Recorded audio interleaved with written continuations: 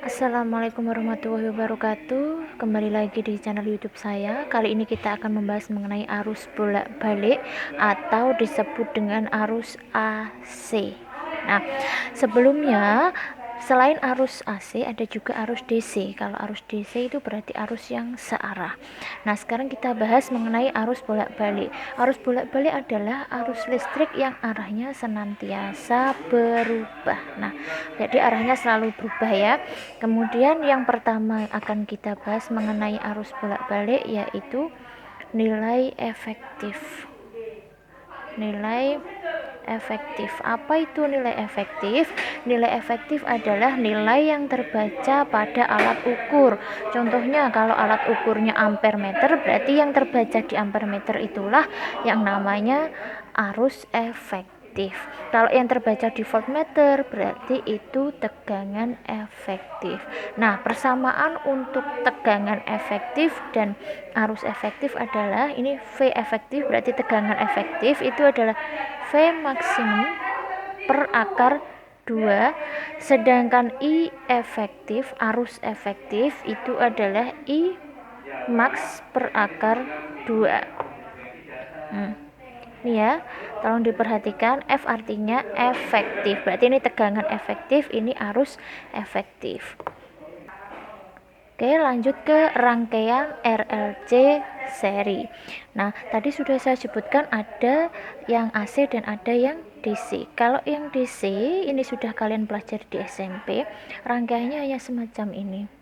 Ada hambatan dan ada sumber tegangan, ini R dan ini V-nya. Tapi kalau rangkaian RLC yaitu yang berupa rangkaian AC atau rangkaian bolak-balik, arus bolak-balik.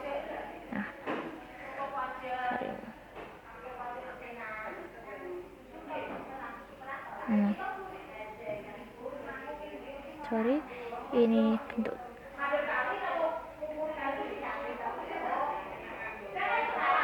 Nah, ini R-nya, ini simbol untuk L, kemudian ini simbol untuk C, resistor, induktor, dan kapasitor. Jadi kepanjangan dari RLC itu adalah R-nya resistor, saya tulis R resistor, L induktor,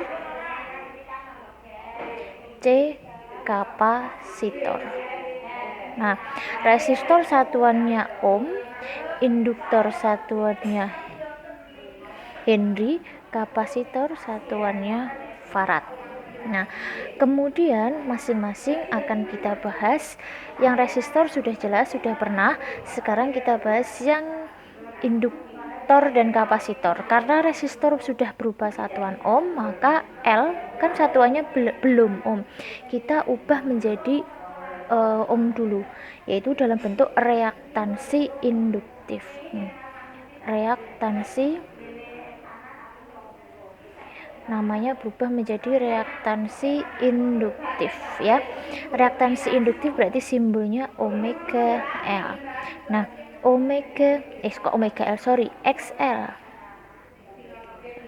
XL. Nah, XL dirumuskan dengan XL sama dengan omega dikali L. Nah, omega ini bisa dicari dengan menggunakan 2F kali frekuensinya. Nah, ini persamaan untuk mengubah dari induktor menjadi reaktansi induktif. Nah, jadi kalau belum berupa satuan ohm maka ubah dulu ke ohm. Nah, kalau seperti ini satuannya dia sudah bersatuan ohm. Oke, yang ke selanjutnya yaitu reaktansi kapasitif atau XC. Nah, kalau XC ini cara mencarinya, XC adalah 1/, omega C. Nah, 1/, omega kali C maksudnya, 1/, omega dikali dengan C. Omeganya sama, cara mencari omeganya yaitu dengan 2pi dikali F ya. Ini omega kali C. C-nya tadi kapasitor. Nah, kalau sudah dikalikan seperti ini sama, ini satuannya nanti juga sudah berubah menjadi satuan ohm. Oke, saya harap kalian paham ya mengenai ini. Lanjut, sekarang kita akan membahas mengenai diagram fasor.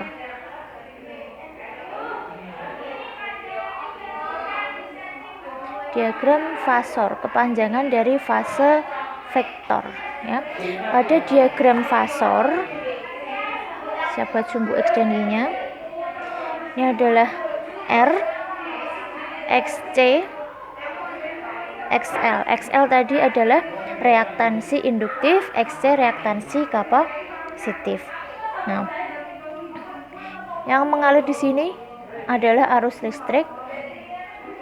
Yang di sini adalah R. Kemudian kita akan membentuk suatu vektor. Ini Z. Z itu merupakan impedansinya. Dan kemudian yang di sumbu Y ini adalah XL min XC. Nah, cara mencari impedansi ini yang penting, yang sering kali keluar di soal. Impedansi atau Z. Nah, persamaan untuk impedansi itu adalah Z sama dengan akar R kuadrat plus XL min XC dikuadratkan. Nah, bagaimana jika salah satunya bernilai 0? Nah, jika XL-nya bernilai 0, maka Z-nya nanti tinggal Z sama dengan akar R kuadrat plus XC kuadrat. Jika XC-nya yang 0, maka Z sama dengan R kuadrat plus XL kuadrat. Nah, jika R-nya yang 0, jika sekarang R-nya yang 0, maka nanti Z-nya akan berubah menjadi akar XL min XC dikuadratkan. Nah, ini mengenai impedansi. Nah, untuk mencari impedansi berarti yang tadi berupa L harus diubah dulu ke XL, yang C diubah dulu menjadi XC. Begitu ya. Kemudian lanjut untuk mencari tegangan total. Ini saya kotai dulu. Nah, tegangan total atau disebut dengan V total. Nah, cara mencari V total sebenarnya sama seperti impedansi, tinggal diganti simbolnya saja. V total sama dengan akar V R kuadrat plus VL min VC dikuadratkan. Nah, lanjut ke hal yang terpenting selanjutnya, yaitu mengenai sifat rangkaian RLC ya. Yang pertama adalah bersifat induktif. Nah, induktif itu bagaimana jika XL-nya lebih besar daripada XC. Nah, jadi gini kalau dibuat diagram fasor. Ini I, arus yang di sini mengalir ada I. Kemudian ini tadi kan L. Ini C. Nah, yang arah ke atas ini yang mengalir di sini adalah XL. Yang ke bawah sini ini VL. Yang ini VC. Nah, siapa yang mendahului siapa? Nah, induktif adalah XL lebih besar I kan mengalir di sini ya, ini I. Yang merah ini adalah I. Kemudian XL-nya mendahului, berarti ini ada di atas.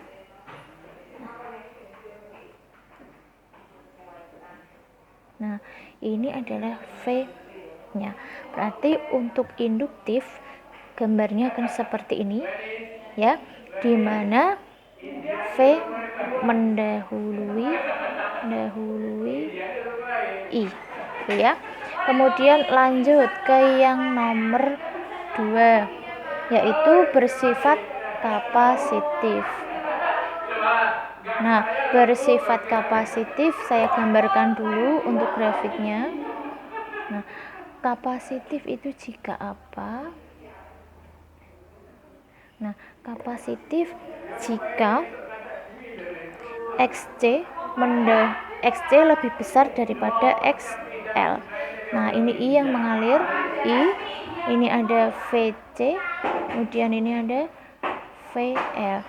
XC lebih besar daripada XL. I-nya tadi tetap di sini, ini ya. Yang merah ini adalah I, kemudian VC-nya XC-nya lebih besar daripada XL. Oke, berarti ini di sini. Nah, beda fasenya ini ya. Oke. Berarti dapat disimpulkan di sini nih tadi V-nya. Maka ini ya, I-nya ada di atas, maka di sini dikatakan I akan mendahului V, karena yang merah ada di atas, yang merah adalah I, yang V-nya ada di bawah. Kemudian yang selanjutnya, yang terakhir sifatnya yaitu ketiga, yaitu resistif.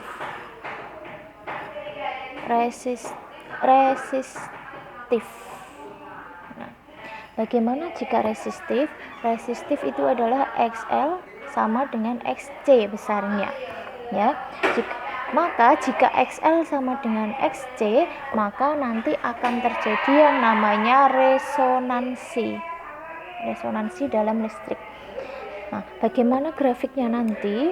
Akan terbentuk seperti ini. Z, XL dan XC-nya bernilai sama. Nah, sifat-sifat resonansi, sifat-sifat ketika beresonansi apa saja, ini penting sekali untuk kalian ketahui. Yang pertama, jelas tadi ya, XL sama dengan XC.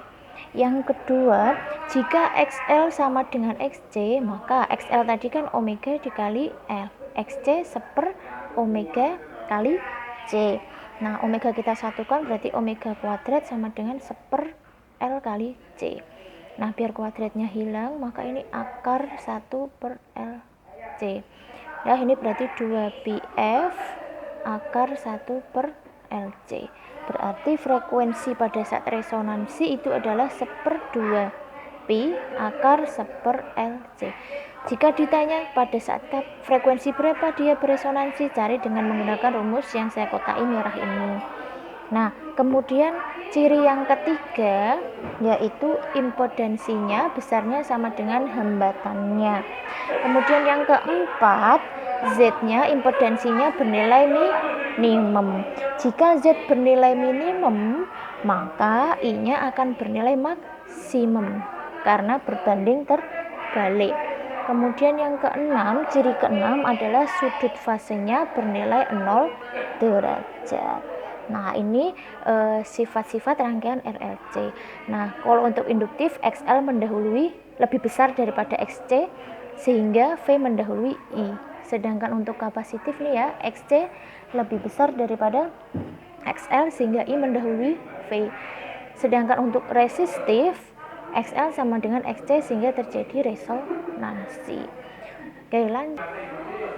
Nah, yang terakhir akan kita pelajari yaitu mengenai daya pada arus AC bolak-balik.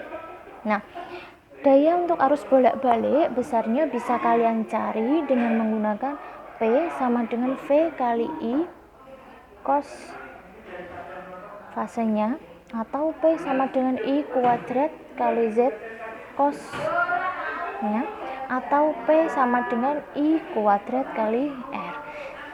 P satuannya adalah watt. Selesai. Ini pembahasan kita mengenai materi kali ini ya. Nah, ini rangkuman materinya, mohon dicatat di buku kalian masing-masing. Semoga kalian paham. Sekian untuk pembahasan soalnya, saya akan buatkan di video selanjutnya. Sekian, wassalamualaikum warahmatullahi wabarakatuh.